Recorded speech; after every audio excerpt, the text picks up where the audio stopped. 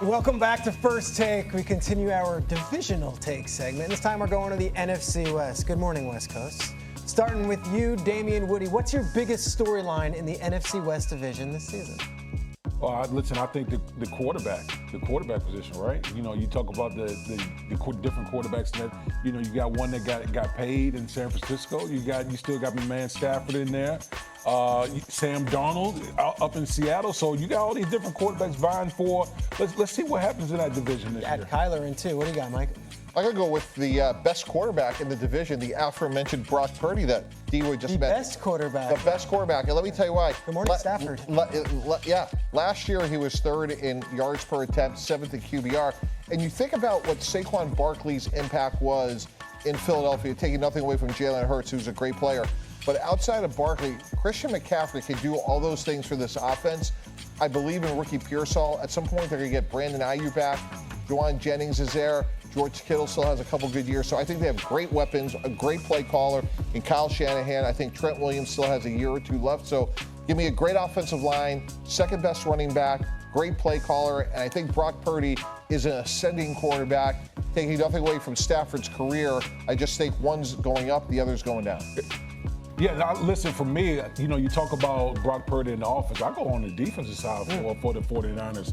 You know, they've had, you know, kind of what they call a brain drain on the defensive side of football. A lot of guys that graduated from the program moved on. Armstead, a lot of talent. A lot of talent has moved on from the defensive side. Their first 4 draft picks on the defensive side of football. And oh, by the way, they bring back an old friend in Robert Saleh to revitalize that defense. So listen, you know, Brock Purdy and Christian McCaffrey, we talk about those guys. But to me, if the 49ers are going to be the 49ers that we've been accustomed to talking about, it's going to be the defensive side that needs to get going. Okay, Harry Douglas, your biggest storyline in the NFC West this season? Well, let me go to the most favorite position on a football field. That's going to be the wide receiver position.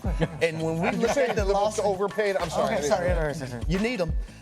When I look at Matthew Stafford and who he has to throw to this season, it definitely could be magical. Now, my number one wide receiver duo in the country, that's going to be Jamar Chase and T. Higgins. Yep.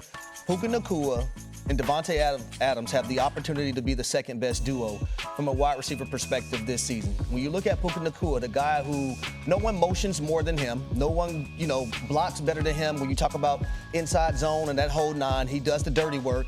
A guy that you can give speed sweeps to. He makes the contested catches. He can run routes. He's going to go across the middle. And then you have the savvy veteran in Devontae Adams and what he brings to the table. And I love their relationship and how Devontae Adams is showing Puka Nacua little things that he learned and he's done in his career. So just sharpening each other's game. When I look at this duo, they have the ability to be the second best in the NFL this season. Yeah, that's a fair point. The only concern you have about someone like Matthew Stafford is you're already hearing things like, well, his back's tight. We're going to manage him a little bit in camp. We're in July, guys, and we want those great duos to be playing well in January, which is like forever for now, right? So to me, one of the things when we're looking at trajectory, who's best, who's going to surprise, I think about like, where are we today? We're going to be in November. That's why I'm a little bit higher on the Jets, for example. And I think Brock Purdy. Can I throw a name out that we haven't even mentioned, not once? You said it briefly. Like, as much as we talk about Minnesota moving on from him, Seattle paid Sam Darnold big money. And Seattle was a good team last year. They were one game away from the playoffs.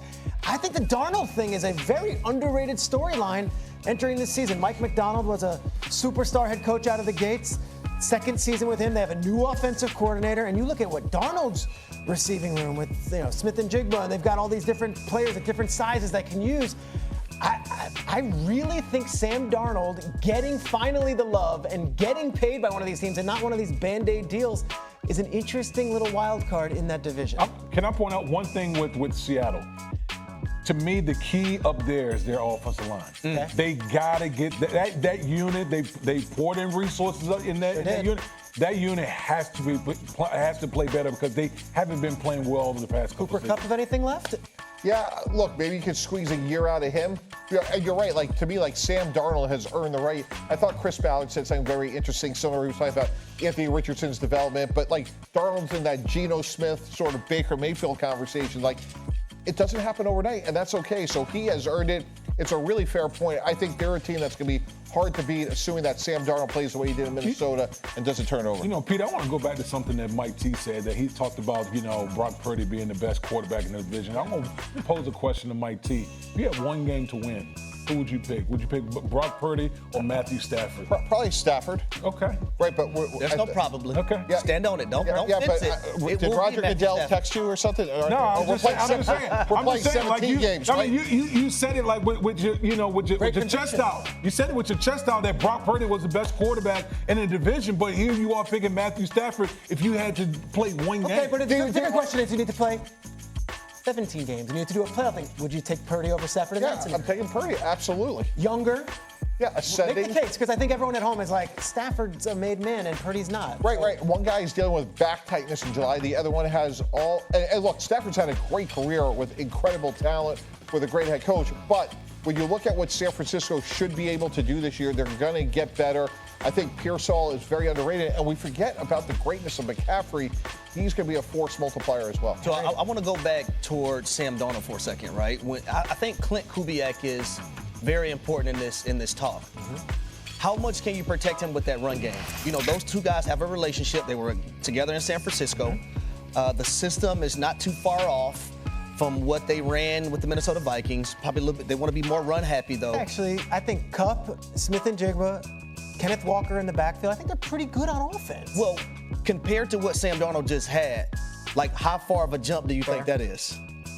You know what's really interesting? Like, there's another quarterback in this division. Let's talk Kyler. For first pick overall. What do you think? And what should be a superstar, Marvin Harrison. I'm tired of waiting. Well, no, listen. I'm tired of waiting. I've already said that. Truly an afterthought of an afterthought. I was like, Darnold's the afterthought. Kyler is the afterthought of the afterthought. Which I think is unfair. I think the Arizona Cardinals are a sleeper team in that division because when you look at it, you know, you look at the tight end, McBride. Trey McBride's one of the best tight ends that we have in our game. The run game that they have with James Conner was one of the best run games in the National Football League.